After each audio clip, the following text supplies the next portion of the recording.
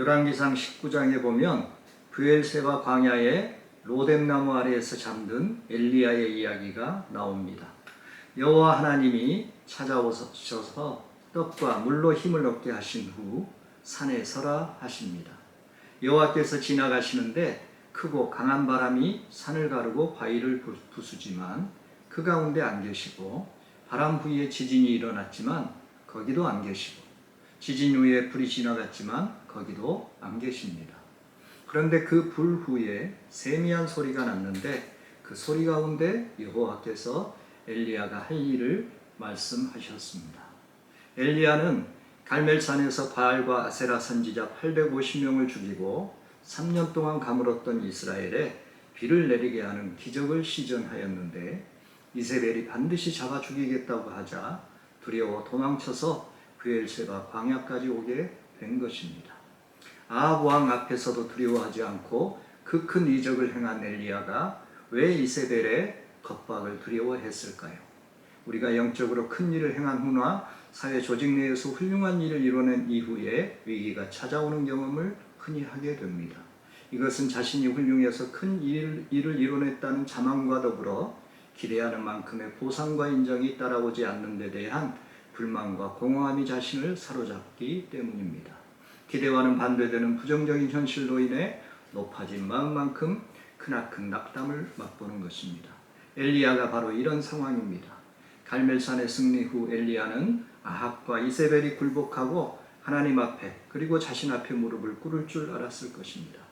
백성들도 여호와의 불이 내려와 번제물을 태우는 것을 보고 그는 하나님이시로다 했으니 이제 우상을 버리고 하나님께로 돌아올 줄 기대했을 것입니다. 그런데 펼쳐지는 상황은 정반대였습니다. 이세벨은 오히려 엘리야를 죽이겠다고 날뛰고 백성들은 이세벨의 위세에 눌려 다 흩어져 버렸습니다. 엘리야는 상심이 크고 심히 두려워서 이스라엘 북쪽의 갈멜산에서부터 이스라엘 남쪽의 브엘세바까지 도망쳐 오게 된 것입니다. 사실 기적과 이적이 만능은 아닙니다. 우리는 대단한 간증거리를 경험하고 나면 모든 문제가 풀릴 것이라고 착각하지만 문제의 해결은 기적에 있지 않습니다. 영적 경험과 신비한 체험도 우리의 신앙생활에 중요한 역할을 하지만 그것들이 모든 걸 해결하진 않습니다. 우리가 흔들리지 않고 환경의 변화에 상관없이 평안한 믿음을 가질 수 있게 하는 것은 결국 하나님의 말씀입니다. 열왕기상 19장 11절 12절은 그것을 말씀해주고 있습니다.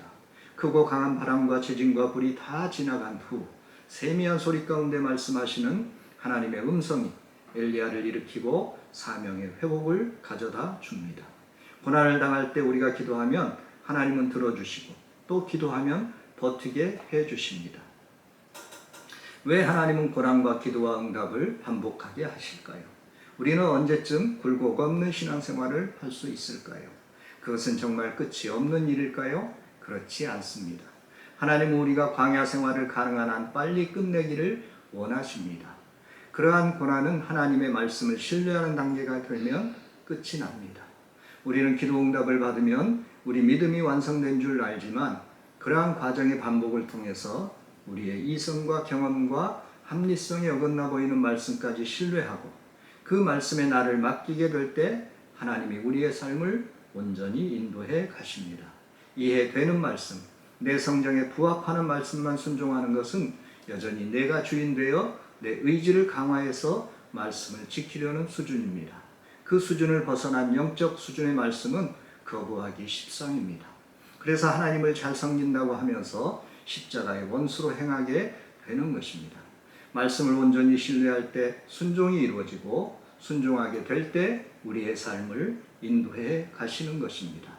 내가 받아들이기 힘들어도 하나님은 옳다는 신뢰가 있으면 순종하게 됩니다. 아브라함이 이삭을 바칠 때 그랬고 베드로가 물 위로 뛰어들어 걸어갈 때 그러했습니다. 이것이 요단강을 건너 가나안 땅에 들어가는 믿음이고 가나안을 정복하며 시온에 이르는 여정입니다. 말씀에 대한 이러한 신뢰는 쉽게 이루어지지 않습니다. 그래서 고난이 필요합니다. 내가 아무것도 할 수 없는 꽉 막힌 상황이 아니면 우리는 결코 하나님을 전적으로 신뢰하지 않습니다. 사방이 막힌 절망적이고 절박한 상황에 처해서야 비로소 나를 버리고 하나님을 신뢰합니다.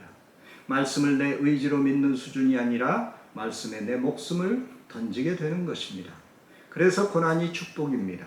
고난이 없으면 사생자라고 한 이유가 여기에 있습니다.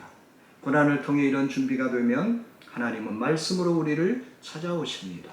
성경이 이해되고 말씀이 풀어집니다.